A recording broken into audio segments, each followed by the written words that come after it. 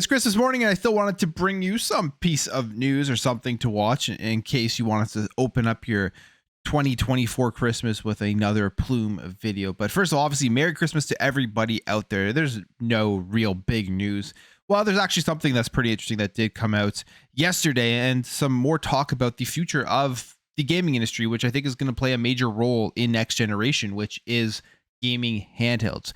We are finally moving on to the second wave of those PC gaming handhelds that were kicked off by Steam Deck. I mean, they've had multiple iterations with their Steam Deck and then the OLED and like the special edition and everything. And then eventually we'll get a Steam Deck too. But they have Steam OS on the Steam Deck, which is a great experience. I had a Steam Deck, sold it. Then I had an ROG Ally, sold it. My biggest issue with the current generation of PC handhelds has always been the battery life. I want the PC handheld to actually be able to be used on the go for more than like an hour and a half if I'm playing a game that has been downloaded and play natively on the device. So I'm looking forward to how these companies are going to be able to actually improve on that. And we have some more information here about the next generation from Lenovo. They have a pretty big lineup of handhelds coming. And I think when you look at their lineups of handhelds, there is a spot there for Xbox to go in there and give an Xbox handle. Yes, they're the Windows 11 ones, but there is one where they could just slot in there and say, this is the design for Xbox handle with the Xbox UI. So we'll take a look at that. And also the Activision games, they are slowly trickling in to Xbox Game Pass. We have Call of Duty games, we got Spyro game, Crash games, and people just want to see more. The question is, how slowly is Xbox going to filter these into the Game Pass subscription, especially because going into 2025, the first party lineup from all of their studios is just massive. It's going to be nonstop throughout the year, barring any sort of delays or major issues that do occur. But I have a really good feeling about 2025 in the sense that most of these games are done and they've probably been almost complete and ready to go gold for a while throughout the last number of years where they have had some issues with delays and having to push games out. 2025 is a year that's following an incredible 2024 from first parties, but a year where we're really going to see, I guess, the fruits of all of the work that they have been doing with their first party studios and developing these games, and as well, obviously, with the acquisitions when you think about the stuff that's going to be coming from ABK and the next Call of Duty, and then obviously the Bethesda stuff going into Game Pass. But we have this rumor here about potentially some more Activision games dropping into Game Pass in 2025.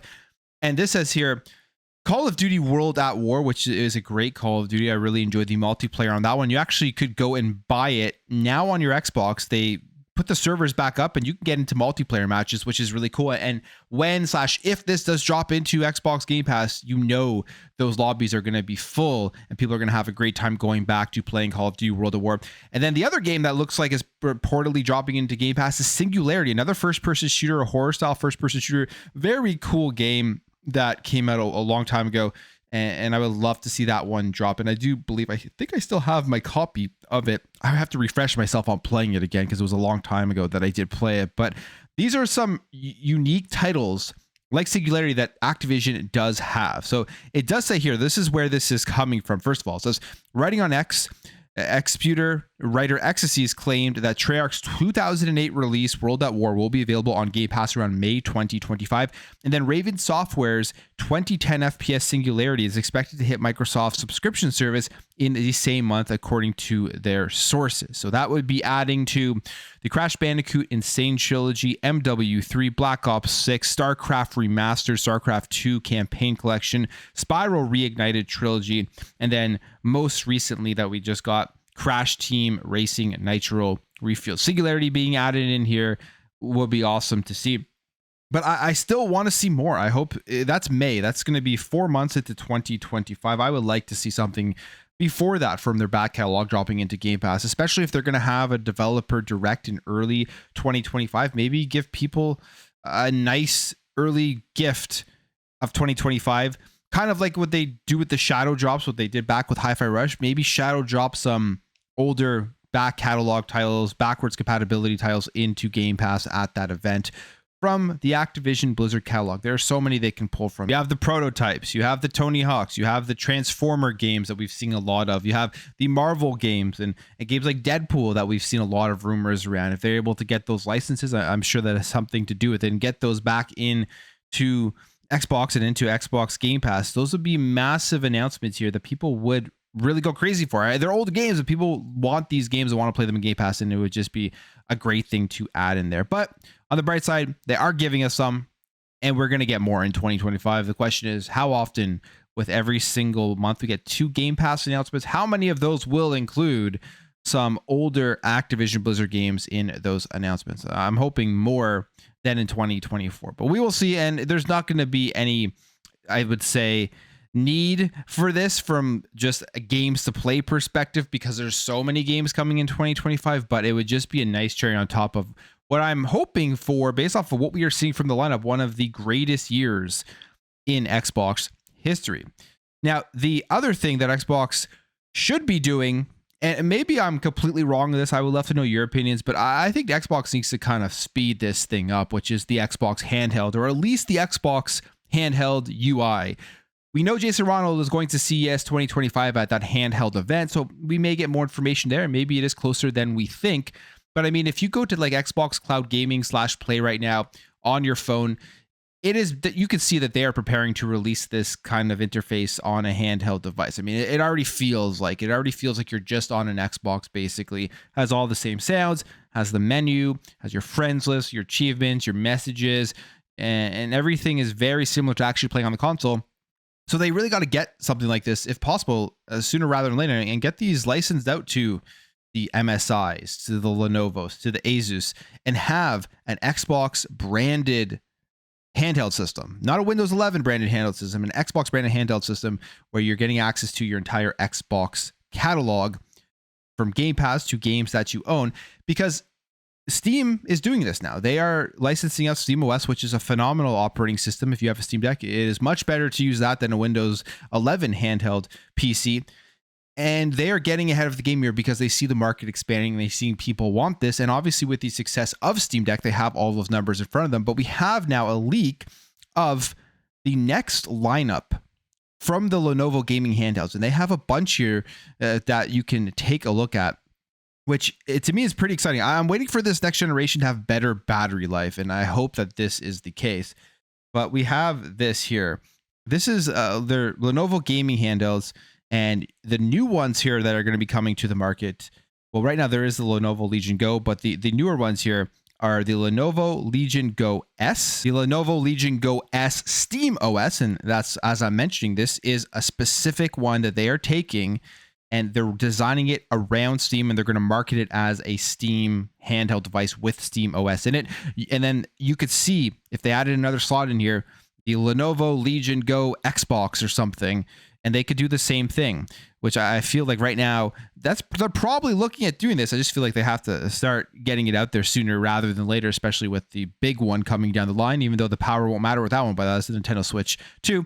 But they go on here, and then there is this one sounds really, really cool, probably be extremely expensive, but it is the Lenovo Legion Go 2, which is their main high-powered handheld device to improve on the current Lenovo Legion Go. What is cool about this is that it has the AMD Zen 5 and RDNA 3.5, which is an upgrade from the Zen 4 and RDNA 3. Has a Ryzen Z2 Extreme in it, and the SoC GPU is the Radeon 890M, which is an upgrade from the Radeon 780M.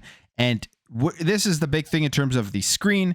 It's an OLED screen, an 8.8-inch OLED screen, 2560 by 1600 versus the 8.8-inch 2560 by 1600 IPS display on the current Lenovo Legion Go. So they're doing a bunch of stuff here. They're going to have a full lineup, and you can see that these handhelds are taking off. These companies are willing to go out there and release multiple versions of their device, multiple different specs, obviously to fill in the different price categories, because not everybody wants or can afford the highest Lenovo Legion Go, but maybe they can go and afford the Lenovo Legion Go S, and it'll be perfect for what they need it for.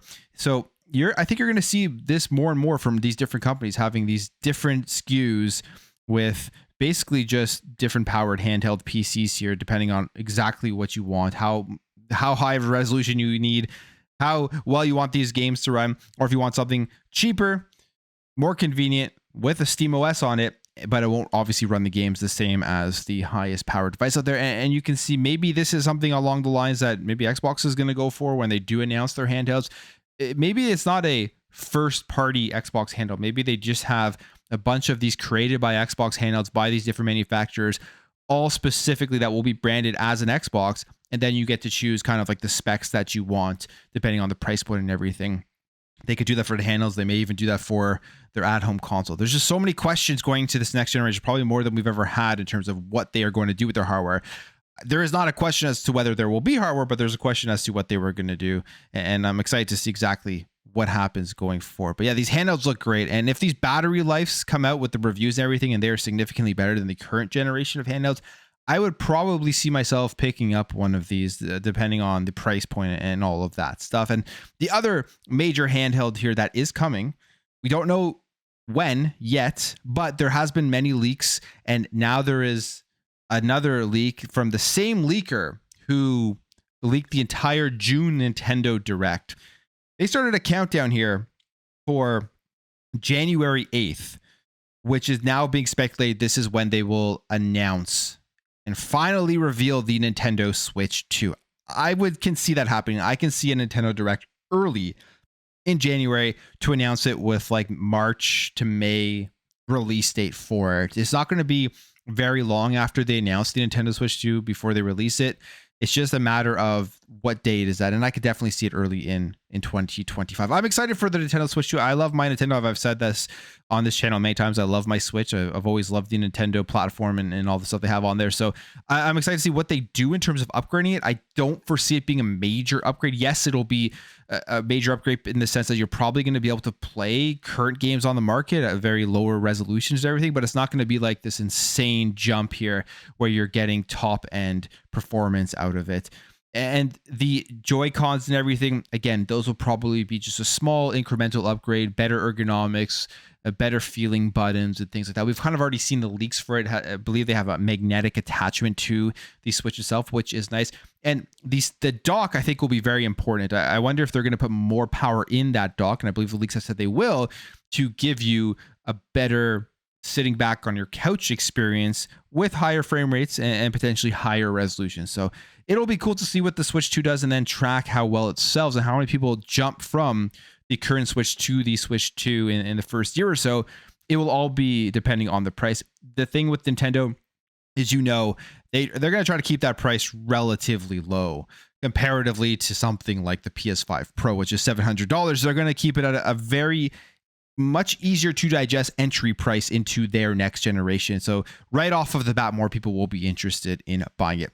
But I will end the video there, guys. Merry Christmas to everybody. I hope everyone has a great day. Again, thank you for watching and the support throughout this entire year, and I will catch you guys in the next video.